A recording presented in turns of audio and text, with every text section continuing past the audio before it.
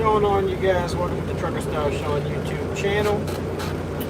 And yep, like the title said, load's not ready, so I figured I might as well do a little quick live stream in the meantime.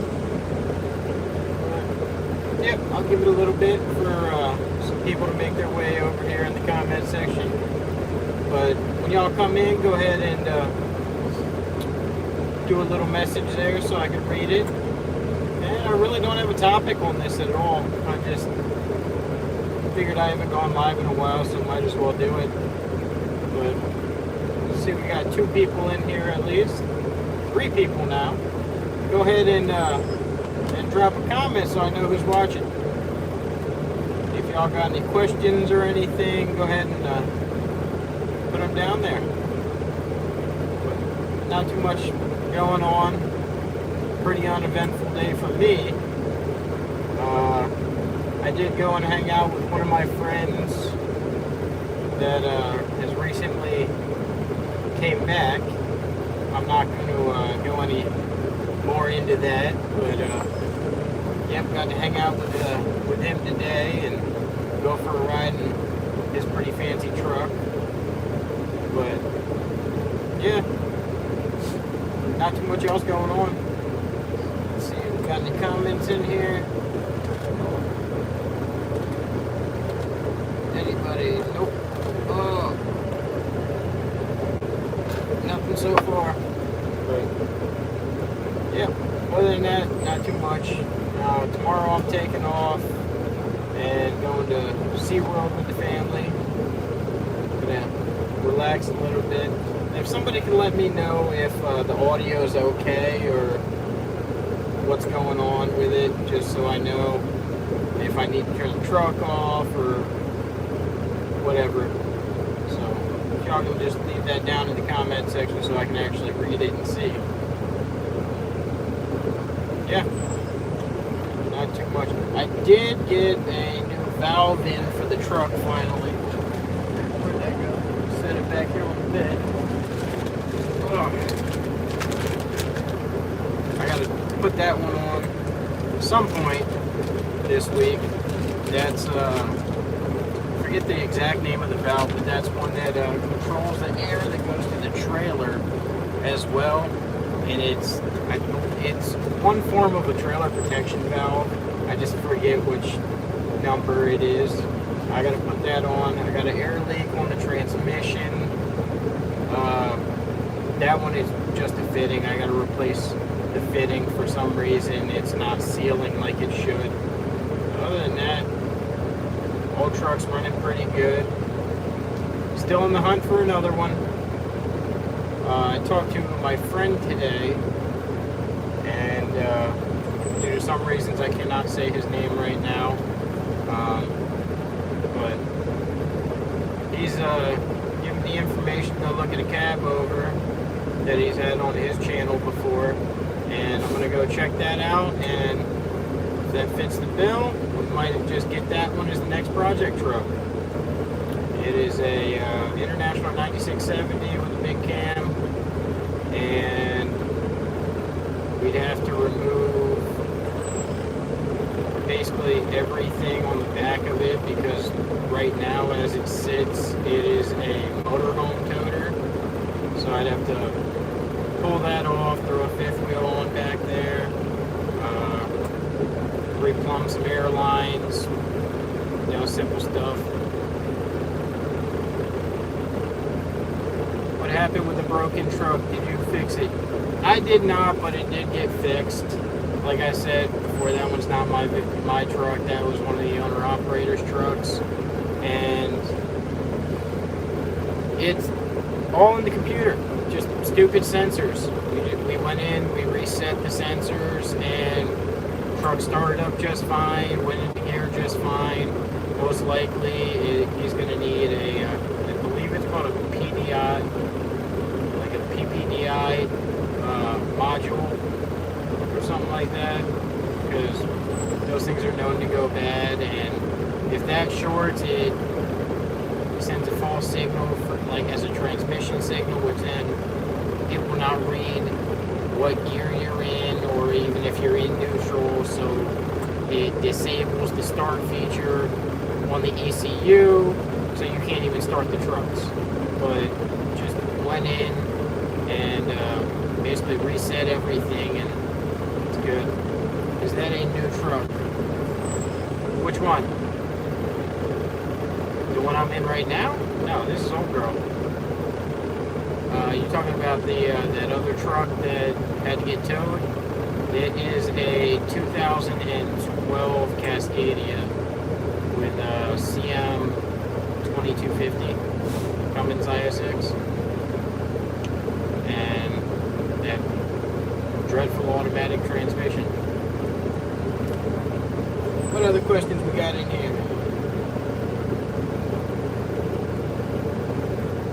Let's see. It shows 2 people are in here. Alright. Hey Cab Slim, what's going on, man? But yeah, I'm looking forward to that cab over. Hopefully it's not in too rough of condition and I can get it for a good price.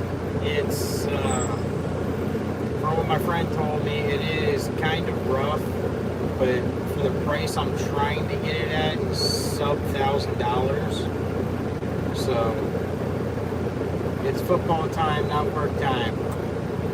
Don't watch football. Not really a big sports guy unless it's racing, and no, not NASCAR. Yep. So football season, not for me. Other than that, not much. Just relaxing right now. Load's supposed to be ready within the next 45 minutes. So it'll be nice, easy, less than 6-hour run tonight. Finish up in the morning, go to the hotel over there in Orlando, meet the family, go to bed, wake up early, and go to SeaWorld. That's at least the plan so far. Other than that, not too much. Been trying to get the kids out of the house a little bit because they were cooped up for so long during COVID that everybody was stir crazy, and y'all know when kids get stir crazy they end up starting breaking things, so just had to get them out of the house a little bit. And it is a pain to go and wear a mask all day. We were at Disney last week and just wearing the mask all day at the theme parks, it just sucked. And I ended up getting a pimple on my chin just because of it. Is that any better? Is that any better? Gotta wait for your response. I'm not even sure if my headset is the one it's going through. Turn it on, it might get hot in here. Oh, what happened to my light? There we go. Let's see. No? Is that any better? Alright, truck's off, so that's why it's a little bit better. Okay. I'll just sit here. Once it gets hot, I'll probably end the live stream then. But now it's been cooling down here in Florida a little bit at night at least, so that's definitely a plus. I actually, when I slept in the truck the other night, I actually just cracked the windows and turned the fan on and slept just fine. So I got to get some screens to put in here also. And yeah, I've been working on making a free energy generator basically that I can run an AC unit off of. I'll have to show you all that at some point, but I basically took an old generator and a bench grinder and just had a coupler made for the bench grinder to the generator part of a generator. Took the gas motor completely off. Right now I got my buddy, he's designing up basically like a miniature flywheel to go on the other end of the bench grinder, and then I'm putting a starter on that to basically start the rotation. I got the bench grinder plugged in to the power inverter off to the generator part, so that it'll just keep continuously running. As of right now, I just got a lawnmower pull start on it, and after pulling that a couple of times, once it gets up to speed, it keeps going on its own.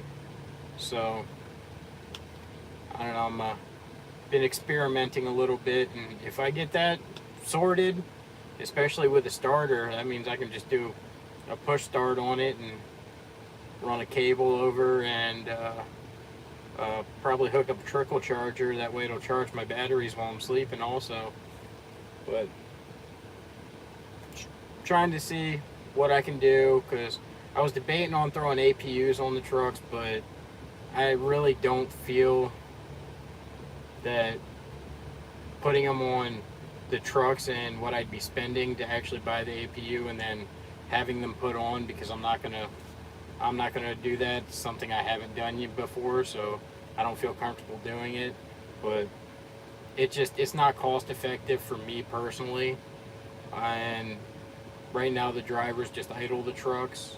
But if this all does work out, I mean, I still got to test it a little bit more, but if it can run an AC unit continuously, then I might just buy a couple of stand-up AC units, put them in the trucks, run an extension cord to that free energy generator, and Honda generator, cheap and reliable. That is true, but at the same time, I like experimenting with things personally. Hey, has Bruce made it back home? Hope he is well. The person you're referring to, yes, he did, and I might have been hanging out with him this afternoon. Hence the video I put up earlier and then took down 5 minutes later, just because of certain legal reasons. But yes, the person you are asking about, he is out, and I was hanging out with him earlier.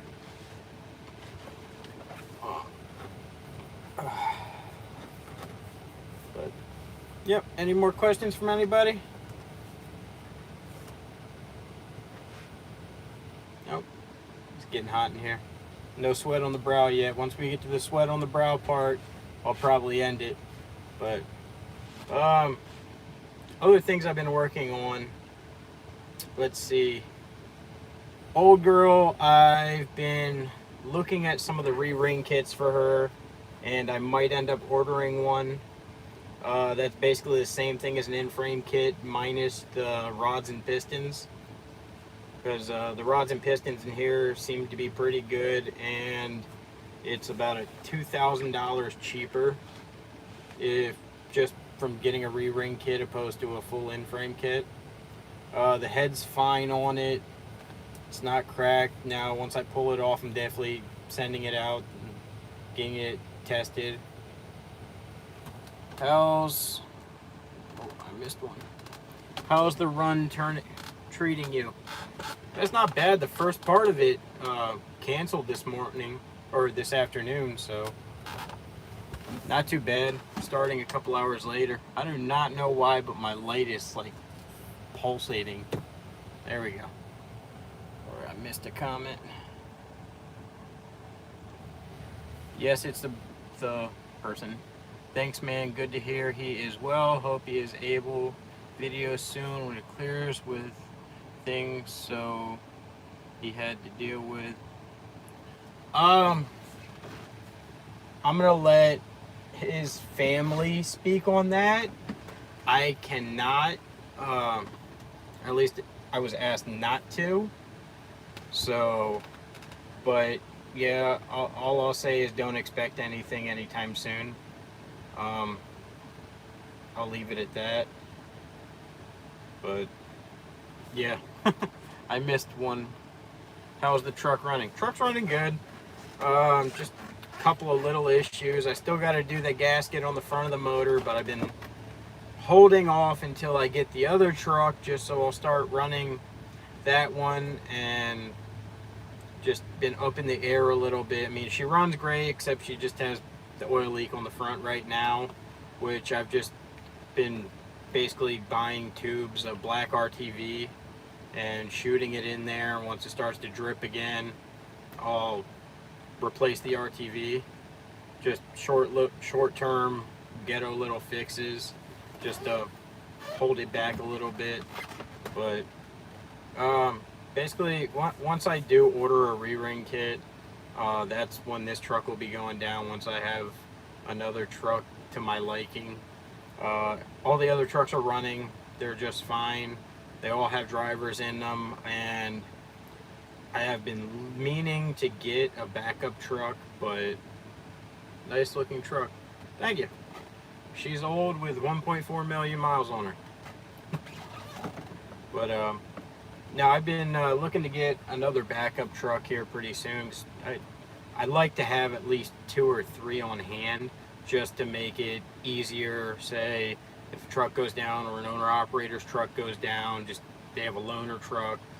Just little things to keep everything operating at a smooth pace. Well, with that many miles, she's holding strong. Yes, she is. And I got the truck with 200,000 on her, and I've put all the other miles on her. And it's just little things that you just do repetitively to the trucks that, in my opinion, will actually make them last a lot longer. Now, I am not telling anyone to do this. I'm saying that right now. I'm just letting you know what I do. But I am not telling anyone to do this, especially if they have an emissions truck. Okay? But what I do personally is every year I drain the oil out, I put brand new filters on, and I fill it with automatic transmission fluid and run it for 10 minutes. And if anyone has ever done that, the amount of just gunk that comes out from the oil after running for 10 minutes. Now, do not rev it or anything like that. Just let it run just at idle. Again, I'm not telling y'all to do this. It's just what I do. But run it for 10 minutes, drain it all out, replace your filters.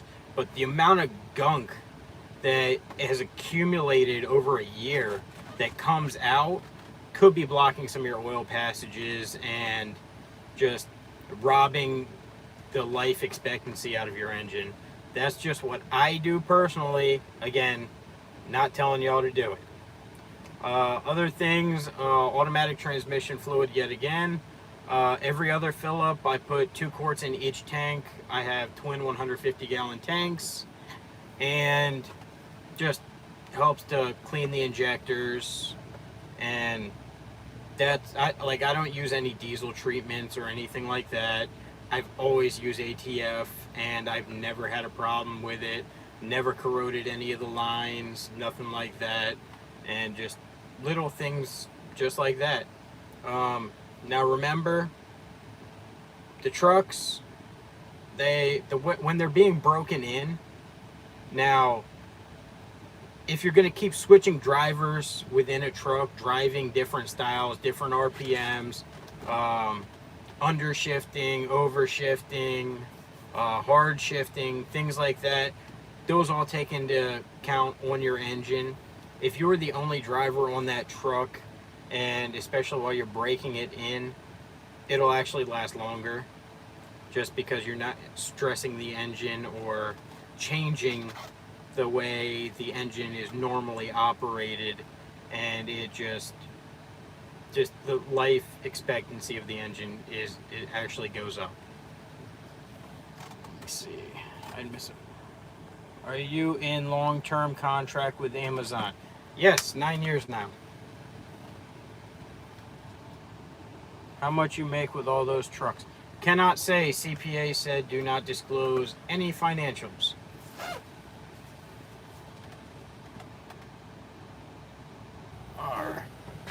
And yes, if you're going to have a trucking business or any type of business, definitely get yourself a CPA. They are a very good person to have on hand, especially when it comes to any legal issues, whether it be firing a driver, or say somebody gets into an accident, or even just little questions, what to say, what not to say, little things like that, just so that you basically don't hang yourself and get screwed over. But a little tip of advice, especially if you're going to be just like either a single truck owner operator or something, definitely a good person to have in your corner. His many trucks you have. Right now there's 52 on the insurance.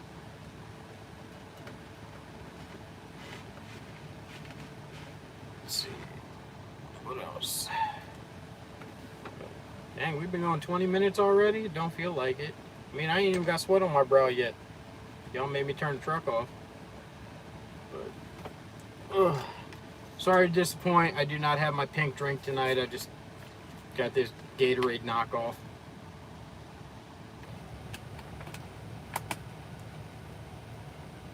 $52, this is a lot. Yes, it is.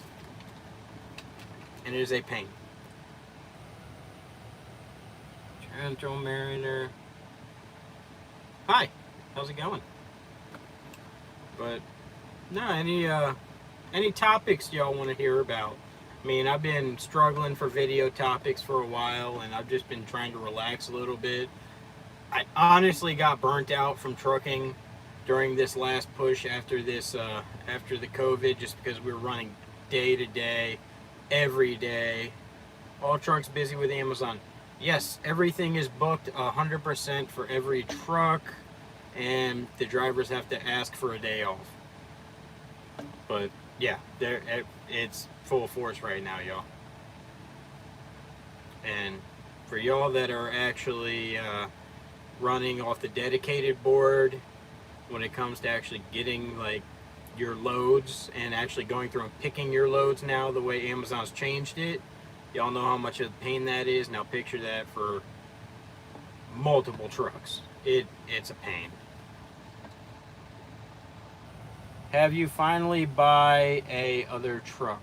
No, still haven't. I've been lazy and just been trying to spend more time with the family. I've been looking at a few, and the last 6 I've went and looked at, you take 10% from owners. Yes. The last 6 I've went and looked at have just been complete piles, and people are asking way more than they're worth, so it's not even worth it in my opinion. I do have a couple others other than that cab over. There is a couple of other trucks I would like to go look at. One is basically a package deal where you get one truck that's a little bit rough, but you get a second truck without a truck and transmission for free, and that package deal is under $5,000 for a running engine truck that just basically looks raggedy as heck. But that's also an option. That's one of those kinds I like to find, because that is a lot of spare parts. You should take 12. Take 12 what?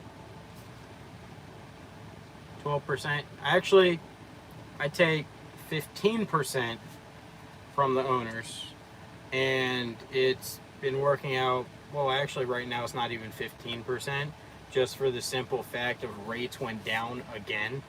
So basically, just trying to pay them what they were making before, and it basically drops it down to maybe like 8 or 9%, but just to keep drivers happy, that's what you have to do. So that's what it is. But all in all, the essential revenue is still okay. How many trucks do I have? That is a odd question. Do you mean running, not running, drivers in them, on Amazon, on other accounts? Which one do you want?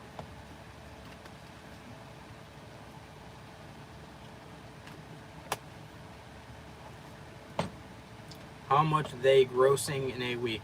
Again, I am not allowed to talk about numbers, hence the comment I made about the CPA before, but above 3 and just under 5 I'll just leave it at that. I can't give exact numbers. Driver. Right now, 29. Driver. Where do you find your drivers? Indeed. Put a post on Indeed and put exactly what you're looking for. And make sure that you are very specific when you put exactly what you're looking for, because everyone and their mother will send you like applications and they like only qualify for not even half of it. So it does take a lot of time going through the applications.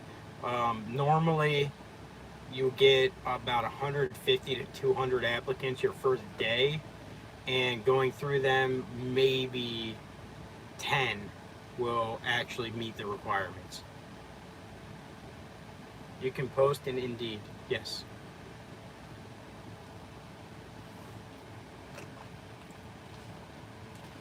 Let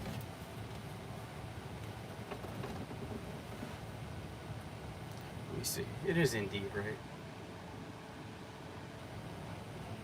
I think it's Indeed. I'm trying to remember.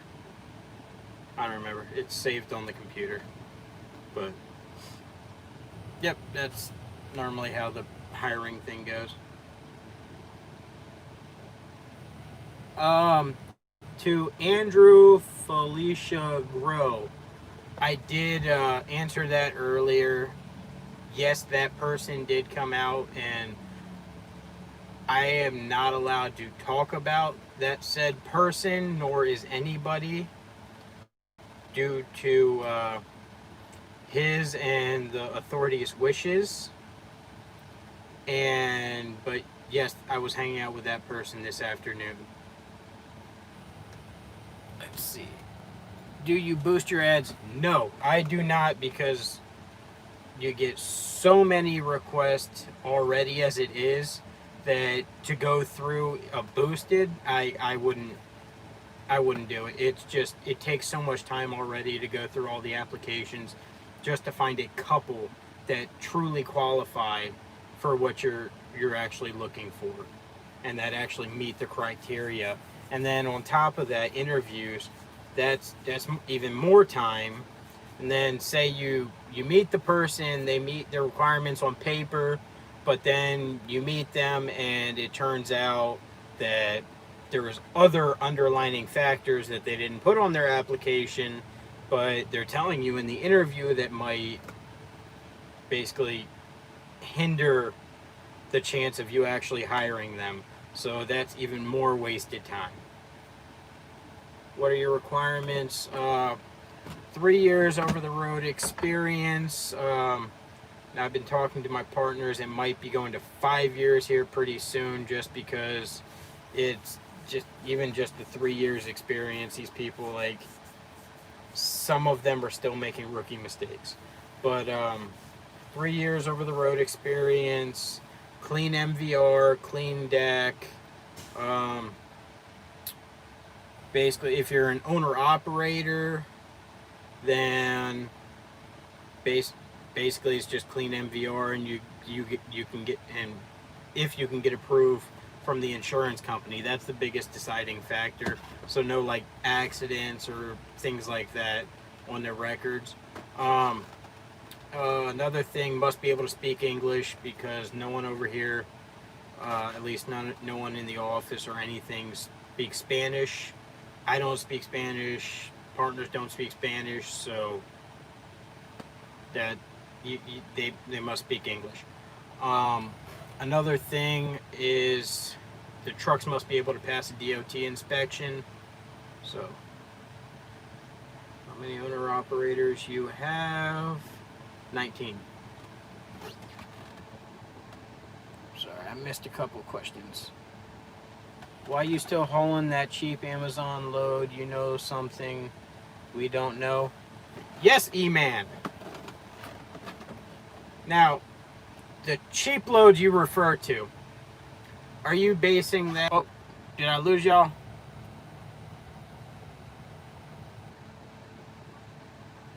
Must be doing ads wrong. I'm in Maryland. Yes, Max MT, it's total numbers 33 altogether. but I was in the middle of another question. I think I lost service. Oh, E-Man. But yes, dedicated and their regular load board are completely different. Especially like the dedicated contracts, those actually pay the highest. Now, they're basically a set amount of loads every week, same runs every week, and those pay the best. Another thing is like yard position. Those are, you must be asked to do that, but those pay pretty well as also. And then just the basically bidding on the loads on the dedicated board basically fills out the rest. And yes, those are better paying than the stuff you see on the regular relay load board. Let's see what else. Canto manure. Work now. What do you mean? Work now. Am I working right now? Okay, makes sense. Thanks. No problem. But yeah, I've been doing Amazon, like I said, 9 years now, and you basically got to roll the punches with them. You got to learn how they're changing and adapting, and you basically got to adapt to it. And you got to listen in on the phone calls for like when they're having a carrier meeting, which is basically just a mass phone call with people up in corporate with Amazon, basically telling you what's going to be changing, what the new expectancies are. Do you ever come to southern Indiana at all? No, we don't leave Florida. Well, I don't. We also have trucks in North Carolina and Pennsylvania right now also. We were asked to do so. And changing over to some apportion plates is a pain. You do only local? Yes. Do you have a Peterbilt? Yes. 386. It was the biggest pain in the butt truck I've ever owned. I think I told the story about that one a while ago. But basically, most expensive truck I ever bought, biggest pain in the butt truck I have ever bought, and I never bought another Peterbilt since, and probably never will. That's just, unless it's say an old Peterbilt cab over, I would consider that. But other than that, no more Peterbilts for me. Kenworths though, I love K100s. They are my favorite trucks. I've said that before, and yes, I would buy another Kenworth. But like I stated before, I like cheaper, older trucks. I do not buy anything newer than 07. I prefer early to mid 90s trucks just because the ease to work on them. I love late 80s trucks, especially with mechanical engines, especially like a Big Cam 350 or Big Cam 400. So easy, so simple to work on, easy to keep parts for, and if it breaks on the side of the road, hell, you can change out the head on the side of the road if you need to, and making your life a lot easier. And me, I've stated it before, I hate trucks with sensors that will leave you on the side of the road just because of a little sensor fault. For example, the Cascadia for the load I had to rescue the other night, a simple sensor failure and ended up costing a $1,700 tow bill. Are you buying brand new trucks? Hell no. I will not buy a brand new truck. I like old trucks. How many miles on the truck with the transmission problem? 410. 410,000, sorry. Will I have trouble getting loads as an owner-operator if I have little experience? Your biggest hurdle will be insurance, just because you're going to be an arm and a leg, or you're going to have to pay an arm and a leg for insurance. But as a new owner-operator, no. It's not that hard. I mean, you're going to be restricted to some load boards, but I mean, the basics like that, and Also, brokers. A lot of brokers won't deal with you when you first get your, DOT and MC numbers. But like Convoy, DAT, Uber Freight, Uber Freight, and people like them, they'll take you on. It shouldn't be too much of a problem. Is most of your personal fleet standard transmission? All of my personal fleet are manual. I will not buy another automatic. I said that before in another live stream. I ended up buying 2 years back. Got rid of them in less than a month. I will never buy another automatic transmission truck. For example, that breakdown the other night, because I could jump start his truck, get it running, but you can't put it into gear. Now, if it was a manual, yeah, we could have finished that load off, told him don't shut the truck off, and just finish out your runs and bring it to the yard. We'll clear the codes and get everything perfect. But no, as an automatic transmission, you don't have that luxury, and ends up costing more in the long run with a tow bill. My dad has an N14 in his truck. It's a glider Peterbilt. Oh, nice. Yeah, N14 is one of my favorite motors. Oh, sorry about that. Thing's messing up. Sorry about that. Got bad service where I'm at. But yes, N14 is a phenomenal engine. I love them. And like the video I put out about my favorite diesel engines, it is definitely one of my favorites. N14s, M11s, Big Cam Cummins, first generation ISXs. No other generation of ISX, not even the CM871, but only the first generation, the 570 and the 870. Only generations of ISXs I actually like personally. But yeah, I love N14s, and in a glider Peterbilt, that's probably a pretty good truck right there. Yeah, good for him, man. But I'm gonna go check on this load, see if it's almost done yet. But dang, we've got 38 minutes already. But y'all have yourselves a wonderful night. Keep the rubber side down. Go ahead and hit that like button if you like the video. And if you're not subscribed, go ahead and hit the subscribe. And later, y'all. Thanks for the live stream. Oh, no problem, man. Later, you guys.